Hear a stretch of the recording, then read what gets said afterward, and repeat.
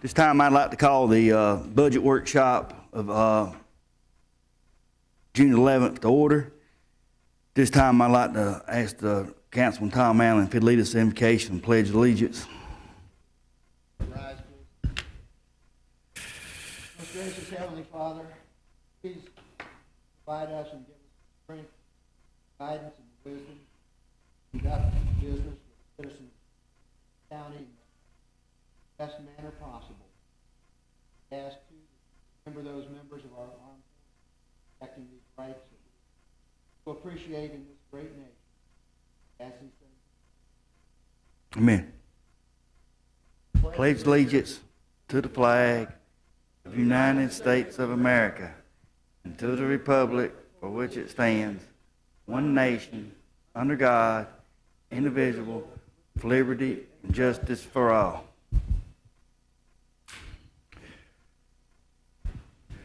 Good, fellow council members, we got a good bit to go over. So we'll try to keep things moving on as possible. These are all items on the agenda that's been brought up one way or another by council members. And what staff has had on some of these things, different proposals for us to come back. Won't be no votes taken today. That's all this is for information. For third reading, to take in and make comments or changes or events on third reading of the budget Tuesday night. If we would, 12 o'clock we'll break for lunch, but we'll come back in here and try to eat and work this sort of informal thing and try to get through this. First on the agenda, I believe some council members asked for I believe Mr. Steve Dean from New Foundations to come up and have some discussion. Yes, sir, you. Right there, I guess, make sure that mic's on and get it situated for him if you would.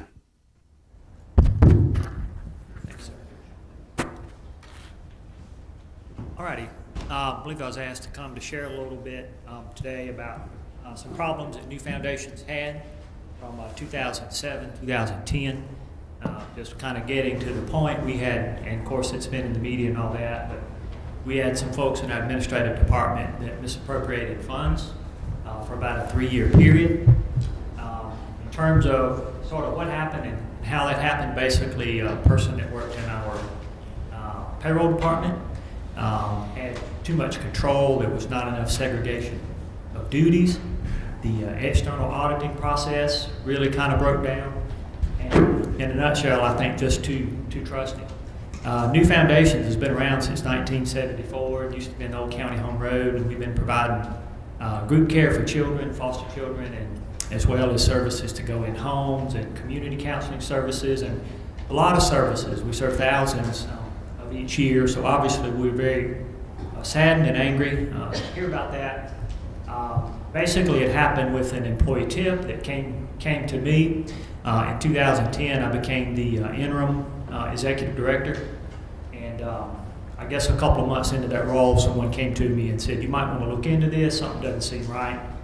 So I began to do that, and through that process, realized that again, the person in charge of payroll had been paying themselves, overpaying themselves, as well as other employees. Some steps that we took to begin to address that. Immediately did an audit internally of all of our staff to find out if anyone, or find out who all may have been overpaid. So we did that. As a result of that, there were 5 employees that had received too much compensation, some significantly too much. At that time in 2010 and early 2011, all 5 of those folks were terminated from our employment. Reported that incident to local law enforcement. When we did that, after working with the Sheriff's Department for probably a month or so, they determined that it was more of a federal crime because most of this had happened through direct deposit, so there was a transfer of funds across state lines. So the case was turned over to the Department of Secret Service. So they then began investigating in 2011. Began to interview those folks and gather obviously an enormous amount of information. The next step we took in terms of correcting the problem, the problem stopped when we identified what was happening and who was doing it. Then it was a matter of determining how that happened and what do we need to do to correct that going forward. contracted with an external CPA firm to come in and do an assessment for us of our financial procedures, policies, controls, and all that. And worked with the firm out of Greenville for a while. And so they came in and did an assessment and said, this is where you're strong, this is where you're weak, this is what you need to do. So they helped us implement various things, segregation of duties, and that type thing. And for the most part, fairly simple, basic finance department accounting policies and procedures that I think over time, under the previous administration, had just grown to be too flat. Additionally, part of the problem that caused it to happen was just a lack of oversight with timekeeping and payroll. So we outsourced our timekeeping, went to an automated system with ADP. We also outsourced our payroll. Another problem that really contributed was in our external audit that we do annually. When I came into the role, that process was probably about 2 years in the making at that process, which was really inappropriate for an external auditing firm and in terms of our board oversight. I know I wasn't in those circles, but I know that our board had brought the auditing firm in a couple of times and said, what's the problem? What's the holdup? Well, the problem was the person that was perpetrating the crime was the one engaging with the auditor. So there's a lot of smoke screens going on, and that person blaming the auditor, and the auditor blaming that person. And of course, by the time it was fully discovered, the damage was done. But needless to say, we changed auditing firms, and our audits have been clean. The first year that new firm did it, they couldn't render an opinion because the controls were not such that they could give a statement on that. But since that time, our opinions have been clean audits. I brought our most recent, actually. So we outsourced timekeeping and payroll. We also established an independent whistleblowing contract. We do that where we get reports, and those goes to various people in our agency, because that's really how this came to light. And then with participation from our board, independent CPAs, external auditor, we revised our financial risk management process. Really, again, there were fairly basic things. There was simply too much control and power in one person's hand. There was not enough oversight.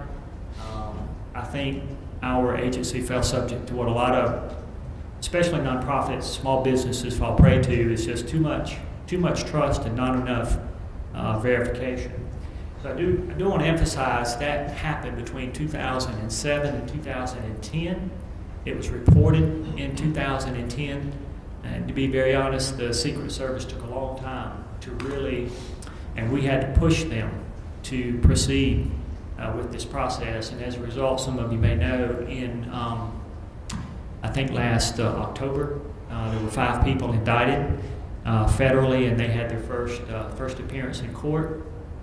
They'll have their next appearance in court on June 30th in Greenville, at which time those folks will enter their pleas on these charges. And I anticipate that all will plead guilty. We do anticipate restitution. We're quite sure that will be a part of the sentence, but in addition to that, I think that some of them are going to be ready to make good on as much restitution as they can. So we really want to be clear that obviously that should not have happened, and significant action has been taken to restore controls or establish controls that should have been in place. But since that time, again, the misappropriation stopped in 2010. And of course, since that time, our agency has moved forward in every way in terms of our financial position. Our services were never really interrupted, but we've continued to grow and strengthen and reach more children and families, really, than we ever have. And we hope that we'll come out in the media in June, no doubt, when those folks go to court. And whatever their pleas are, typically the federal system, it'll be probably 30 to 90 days before they're sentenced. Then we hope that will be an end to that. I think after they go to court, we'll be communicating with all of our supporters and all that, letting people know pretty much what I'm telling you. We were kind of limited in what we could share because it was under investigation until the folks were indicted. But again, we're very sad and angry that happened, but that's been corrected actually years ago. Any questions that I can answer? I'd be glad to answer. Any council members have any questions? Mr. Dean? Mr. Allen? Chair, yeah. Do you know what percentage what percentage of your revenues go towards overhead versus I would say in the neighborhood of 15 to 20%. goes to overhead? Yes, sir. Okay. And let me ask you, I couldn't find it. How much is being allotted this year?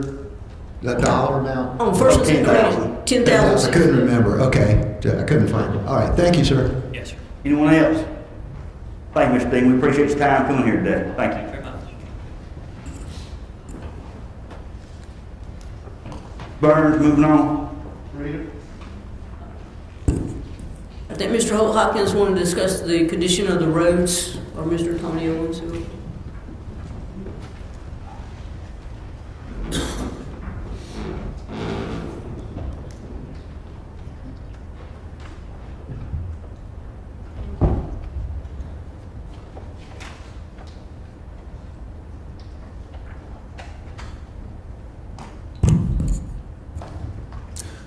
Good morning. Thanks for this opportunity to talk about our road system.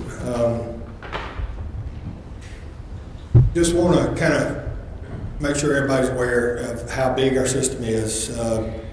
Out of the nearly 3,000 miles of road in Anderson County, Anderson County government itself maintains about a little over 1,500 miles. The other two agencies is the state, of course. They maintain 1,258 miles plus the interstate, and the municipalities maintain 181 miles. Our county road system is made up of mostly hard surface roads. Our supervisor back in the 60s and 70s did a pretty good job of paving or putting tar and gravel on most of our roads. But we still have about 23, a little more than 23 miles of unimproved roads, whether it be gravel or dirt. Question came up about dirt roads recently, and I just wanted to talk about what our policy is with dirt roads. And this used to actually be in the Code of Ordinances, but there was a major revision of road standards in 2003. So this language is not in there, but we've been practicing this for way before I came to work for the county. Basically, if somebody starts building on a dirt road, if they will present us with a building permit, we'll go out and open up the county dirt road, and we'll put down gravel so that their construction vehicles can get to that site or those sites, whatever. Once 3 or more houses are built on that road, we consider it to be eligible for paving, but that is based on whether there's any funding available, and most times that's something we'd come back to council to ask for the funding if it was just going to be paved. Now, in some instances, we have put tar and gravel on it because that's a much cheaper way to seal it out, but anyway, we wouldn't even take it that far until there's 3 houses built. This chart kind of breaks down the mileage per district. It shows a little bit of, on the very top is the dirt roads that are in your particular district. As you can see, District 3 is the largest with over 380 miles of road. District 4 comes in to close second, or fairly close second. And then 5, 6, and 7 are about the same at around 220 miles. Districts 1 and 2 are very low mileage, but they're more urban. And since municipalities are not counted in the county's miles as far as our maintained system, since these two districts are mostly made up of the city of Anderson, the city's miles are not reflected in these numbers.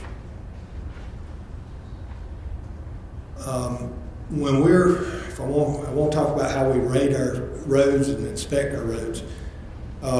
We follow the U.S. Army Corps of Engineers method of how to inspect asphalt surfaces, and we try to do it on a 3-year cycle. We only have a couple of folks that do this regularly, and it takes about 3 years to get all the way around the county and start over again. And just, I want to play about 3 minutes of this video that kind of demonstrates the inspection process of inspecting roads.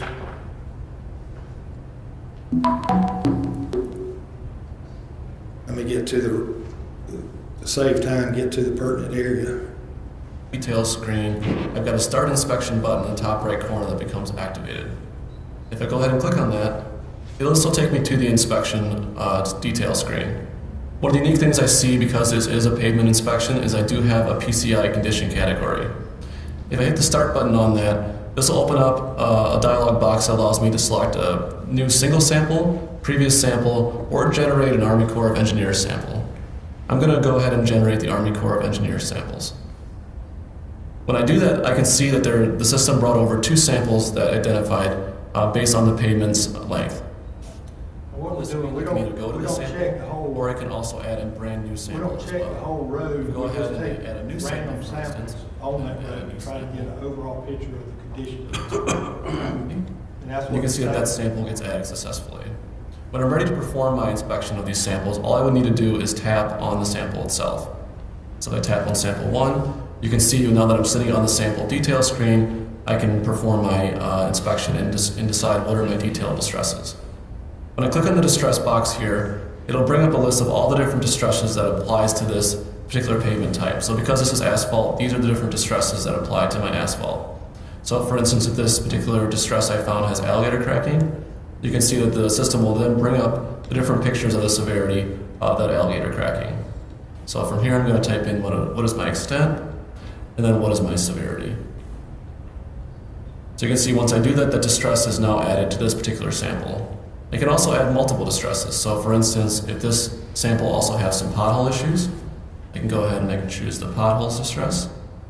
And again, I can also put in my extent, and then also put in my severity. So if I put in high severity for this and add distress, that will now also get added to my particular distress on the sample.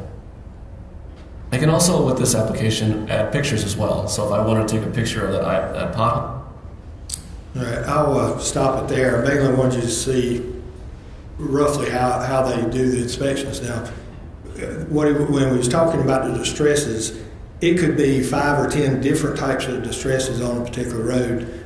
All those are combined into one score, a score of 0 to 100. 100 being a perfect brand new road, no flaws whatsoever. 0 meaning it's completely done. It's probably not even a surface there if it hits 0. The yellow line you see here is kind of a model of how a road or an asphalt road deteriorates. The asphalt itself deteriorates over time. About middle ways is the 20-year mark, and you can see it starts dropping pretty bad right there, and then once it's bad, it stays bad. But the first 5 to 10 years, it stays in the excellent category, up at the very top. When it's in the first 5 years, nothing really is ever needed to do to a road. But once it starts falling down into the 80 to 90 scale, or very good category, that's the ideal time, believe it or not, for us to start doing something on these roads.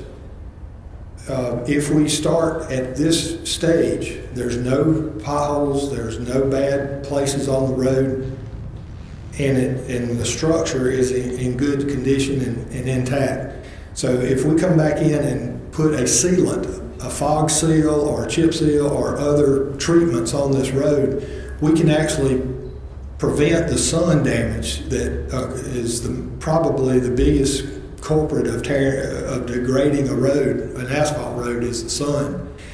This seals it out, keeps the water from getting in it and that kind of thing. Now, if it deteriorates a little more, we have to do a little bit more. We have to maybe patch a couple of places and then come back and we can do a chip seal. That's what we're doing now on a lot of the roads is putting a chip seal after we patched it. But majority of our roads now fall in this category, in the fair condition. that's where we have to start doing a lot of a lot of patching, and to pave it is costing us about $100,000. That's including the patching and the paving. But again, let me back up. If we can catch it before it starts getting to this point, we can just do a little bit of patch and doing chip seal, and we keep those roads up in that good to very good condition rather than letting it fall on down.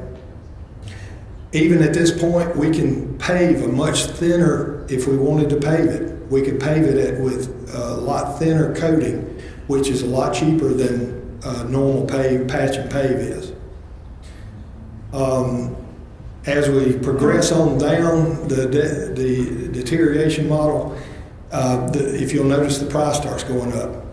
At some point between poor and very poor, we actually have to plow the roads up. I mean, because it's cheaper than trying to patch all the potholes and getting it prepared to pave. It's cheaper to actually bring in a machine and grind it all up, mix a little cement in the base, and then come back with a brand new asphalt mat on top of it. If we let them get to this point, we're basically rebuilding the whole road. We may have to bring in fill, a lot of gravel, and the price can go from $150 a mile on up. It depends on what kind of road it is. Now, as I mentioned, most of our roads today are in the fair condition, or a majority, not all of them, but a majority, are the biggest spike, I guess you'd say. The blue represents the most recent data we have, and you notice that the peak of that is in the fair condition. The yellow represents 11 years ago. If you'll notice, that wave or that crest is sliding down the scale because we're falling behind on doing some paving and some other preventive maintenance. And if you remember the deterioration curve, when you get to fair, it's starting to drop quickly. So what could have taken 10 or 15 years to get in fair condition, now it will only take 5 years to get in very poor condition, is the way it deteriorates. Now, I've kind of changed this. This is supposed to be the deterioration curve, but I've changed it a little bit so I can demonstrate what I'm about ready to say now. All right, say the first 20 years, this is the way we've normally paved. We paved the road, forgot about it, patched a few potholes toward the end of its life, and then boom, we come back and pave it again. It shoots right back up to a perfect or excellent road, and we do this every 20 years. We just pave. All right, what we are trying to get to now that we have some new tools in our toolbox, we're trying to do maintenance on time, just like I was talking about. You can do some things cheaper and keep it in a good condition, and you can keep repeating this every 5 to 10 years. And what you're doing is just keep bumping that condition back up. And in theory, if you don't take into account of traffic, in theory, if you do the right maintenance at the right time, you can actually prolong having to spend big money indefinitely on these roads. But you have to catch them when they're still in good shape. Now, in reality, what happens if we start spending money on good roads? The public is not going to get it. They're going to say, why are you putting that sealant on this perfectly good road? Well, if it's 5 or 10 years old, that's the time we're supposed to be putting that sealant on there. And the general public, it's going to be hard to explain, but that is the right time for us to be doing it to prevent us from having to pave it.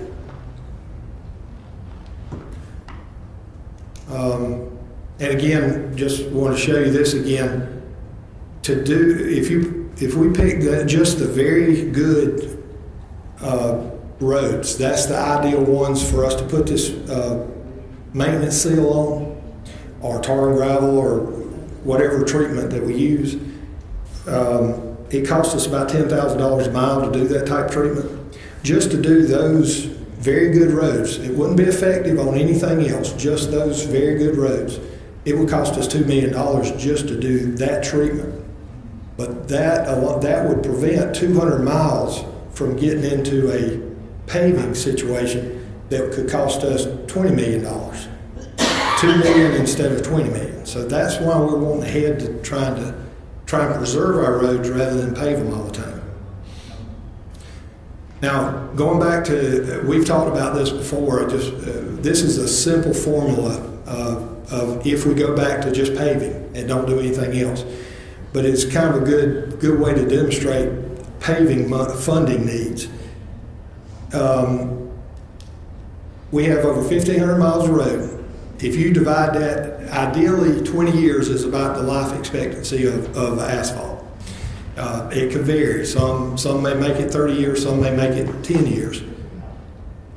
But if we choose to be on a 20-year cycle, and you divide it out, assume $100,000 a mile to pave, that's where we come up with the $7.7 million is what we need, because we need to be paving 77 miles every year to be on a 20-year paving plan. If you look on down, you can see, it just bumps that paving cycle way out to 7,500 years, depending on how much money we have. I hope everybody got the little booklet that I passed out with our budget. In that budget preparation, the one I put or gave to Kim a week or two ago. If you look in the council district, we've actually listed some of the road list that we would like you to approve this year in this budget, so we can hit the ground running a lot quicker this year. Mr. Cryer, if you don't mind, I'll pick on your district a minute just to explain how this is laid out in your budget book. If you'll look at the second line, that is the total amount of money we think will be available for this district. That is C funds and the $2.5 million that is currently in the budget. Now, if you add to it, we can add more to it. And it also takes away anything that's already been promised out. So that is still going to be rolled over into the accounts. But anyway, going down about midways, for those that have a municipality in there, and I'll explain how we came up with this recommendation in a minute, we're actually asking you to go ahead and let us know and let the towns know what you think you can allocate to them. I mean, you're not under obligation to do so legally, but if you do, we'd like to know that as early as possible so we can make plans on our paving contract on what we need to do. And then on the bottom is the actual roads, and just like to point out, paving is resurfacing. I mean, what you would normally think. The FDP and ST, that is full depth patching and single treatment. That's what we've been doing to quite a few roads the past few years. Just trying to keep them in good condition until we could come back and pave them. I can stop on any one, but I won't delay it any longer. But each one of you have this in your in that booklet. Excuse me. Yes, ma'am. I've got so many books in my little carry-on right here. This one. Tell me a little bit more about it. It just says Public Works budget. It's a little white binder.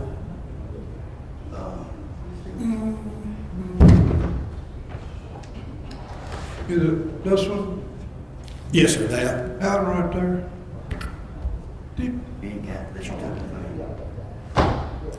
And I can get it to you in a different format. I just wanted to point out where it was in there.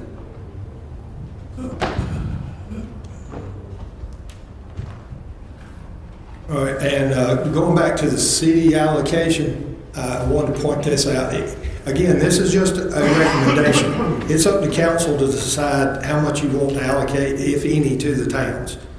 But we've been meeting with the city regarding the C fund match And they did this study in preparation for that, and we kind of went along with their recommendation as far as putting our budget together. What they did, they looked at road miles, population, and property assessed value. And they kind of picked the ones that would best suit each town. Well, population did the most, or gave them the highest percentage of the total county makeup for all but two, Pelzer and Star. Pelzer and Star did better, had a higher percentage if you looked at the total miles of road they had inside their town. So what that means is, like the city of Anderson came in at 14% of the total county population, and we applied that same 14% to the $2.5 million in new paving dollars, and recommended 14% of the $2.5 million go back to the city of Anderson. I do not recommend exceeding that, but I'm sure they'd like for you to. And then in the case of like Star, we'll pick on Pelzer a minute. Pelzer did better with road miles. And with road miles, that means that Pelzer would get 0.1% of the 2.5 million, which is only about $2,500. So that's how we put together our recommendation. Again, it's just a recommendation. It's up to council if you want to allocate any funds to municipalities. You're not legally obligated to do so. We've just traditionally done so. Now, once you, and Yes. Crowder, I got a question. yes, sir. Help me with this. You want District 1 to allocate $178,000 to the city, and the city's gonna pick the roads? Yes, sir. Inside their town only. Yeah. Sorry. And Mr. Crowder, the reason Wishful thinking. okay. The reason we recommend, well, the reason we started recommending it this way is council members of that time and myself and Mr. McClure, my predecessor, and whatever, used to get in a mess when we got to favoring one ward over another ward when it's really not our jurisdiction. So we just said, hey, y'all fight it out amongst yourselves. We're going to tell you how much money we can give you. How you spend it from that point, as long as you spend it on streets and don't waste it on something else, we're not going to get into your town politics and tell you how to do your job. We kind of left that up to them to fight it out amongst themselves, because at one time we were getting in the middle of it, and half the town was hating us on the county side and the other half was loving us. So we tried to just get out of that politics. Yes, sir. I thought that, well, I know this is a hypothetical, but in Columbia, the deliberation of the road bill, if it ever were to get out of the Senate and into the House, and in whatever form, it's my understanding that the current semi-preferred one is to allocate the money to C funds for secondary roads, right? There's a lot of versions, but that is one of the versions. Well, if that were the case, then a tremendous amount of dollars then would flow into District 1, because we have so much, state roads, secondary roads.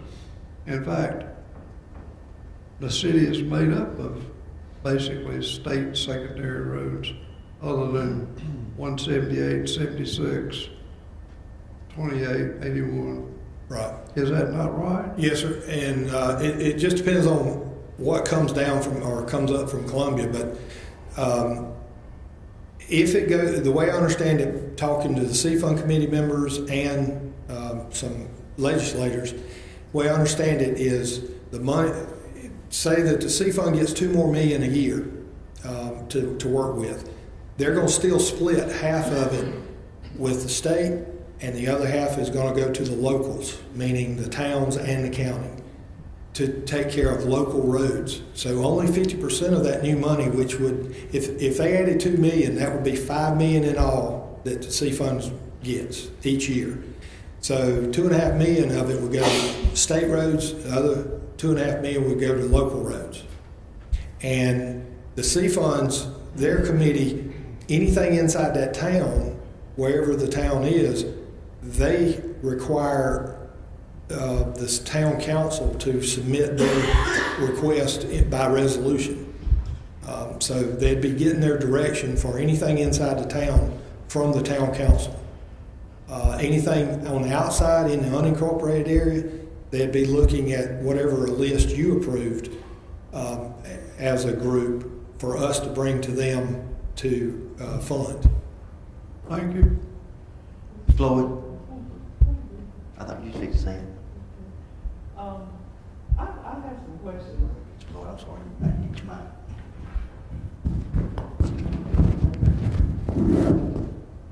I have some questions I want to ask, okay? And I just want to bring it down, to the floor. Your presentation today was to help us to realize how bad our roads are. Is that correct? And how much money is needed to fix it up? That was the purpose of the whole thing? Just to show you what the need was, yes, ma'am. Okay, all right. I'm hoping that we are all fully aware that the needs are there and we need to make a move on this thing. But can we talk about the fee part of it? I think Rita's going to get, I've got 2 more slides and then I'm done. And I think Rita's going to get into the road fee part. Okay, so we are going to get down to the nitty gritty part of this thing, Yes, ma'am. the fee, okay? Right. All right, but you said lunch was at 12. Yeah, well, I was trying to Mr. Hopkins finish up. Okay, well, Mr. Hobson, would you just Very, very briefly. Okay, good. Just want to let you know what we've been working on the past several months. We still have a road striping contract that's being completed. The full depth patching and single treatment contract that was approved back in February, March timeframe. That's the contractor will begin work on that in a week or 2. The parking lots all around the county, Civic Center, Annex Building, all those. We're doing punch list items on that, wrapping that contract up. And we're currently paving roads up in Piedmont.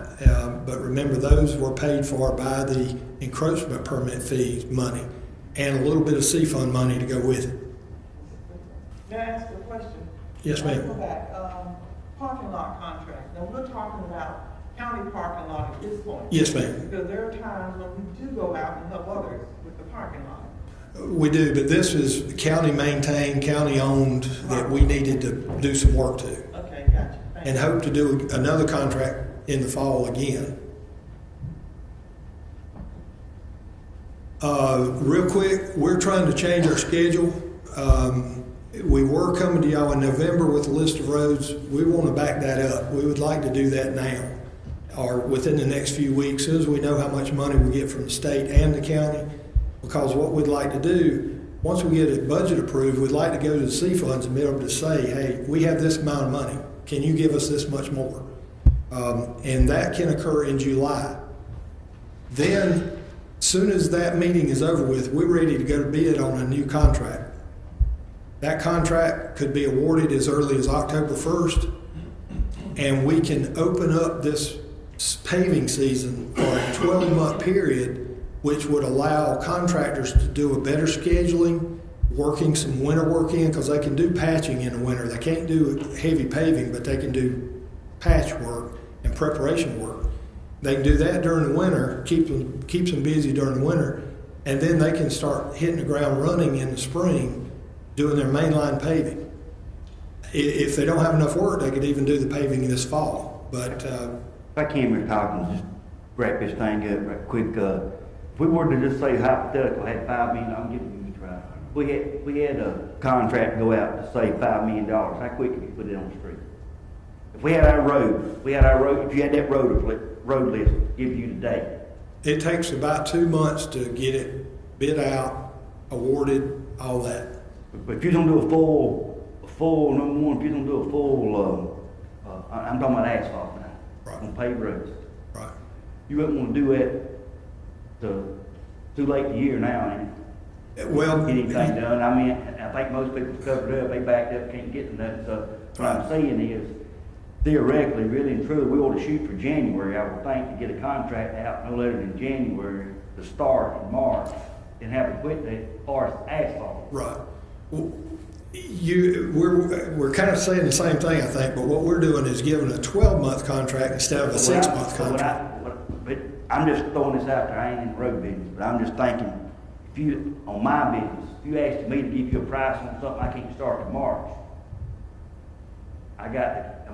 we know how asphalt fluctuates, Well- and right now, with everybody being as busy as they are, I don't think it'd be more work people's got, you can get a very good contract. What we're saying is though that we'll award it in October, and that's too late for them to do any major work unless they're just starving already, which I don't think anybody But will. we are, we don't want them working for us, I wouldn't think anybody ain't doing nothing right now. But exactly, but by them knowing, hey, we have this contract now, it's November, they get November, December, January to start planning how their work's gonna be for the next spring. But what I'm saying, And they then they ain't can- gonna start work tomorrow. They won't start paving, they Paving, that's can, what I'm talking about. I'm They talking can- about strictly paving. right, they can do some of the patching That's right. prior to paving. But as far as the paving goes, I'm just saying, if you asking somebody, I'm just thinking out loud, if you asking somebody to give a contract, bid on work, they can't start 8 months down the road, not knowing what asphalt's gonna be, we're gonna be sucked, if asphalt were to go down, we're gonna be still paying today's price on asphalt. I mean, that's what I'm trying to get most bang for the buck about. Okay, yeah. On I something. mean, but we could slide it, but we still need to get it on the streets before Christmas to give them plenty of time. No doubt about it. That's my whole point. I think we need to get something out no later than January. As soon as you can get your thing to get something done, get on the street to get something done. The whole thing, my thing would be was trying to beat the state or anybody else with your contracts. Exactly, that's what we're hoping to do But too. you guys, it's a timing thing. Because if they get a lot of money, they're gonna be busy. I don't think they're gonna get a whole lot of money, but I mean, they're gonna have money. It's like they do right now. There's a lot of stuff going on.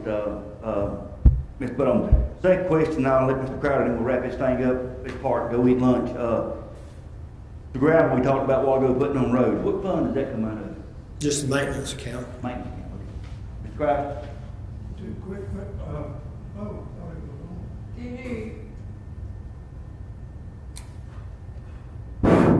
Two quick questions. Where does the money come from to pave our parking lots? Building fund. A building fund, okay. Yeah. Number two, what is the status of the money that we had in current year budget plus the $1.5 million that was contained in the supplemental appropriations that we did several months ago? Not to count the $1 million that we had in C-Funds match. Have the contracts for that been done? You know, we gave you a list. Yes, sir. Said, here's our priorities, and that was back January, February. Yes, sir. By then, we had already, the paving contract had already been bid out, and we were ready to receive the bids back in April. And most of the contractors have already got their summer set, like Mr. Dunn was talking. If we'd have put a contract on the street in May, we would have, we don't feel like we would get the best prices because everybody's already busy. They're not much of a contractor if they don't already have their summer lined up. Well, chances are, that's right, they couldn't get to it anyway. No question. You got anything at the top of the adjourned lunch? We'll take a short break for lunch, come back, thanks.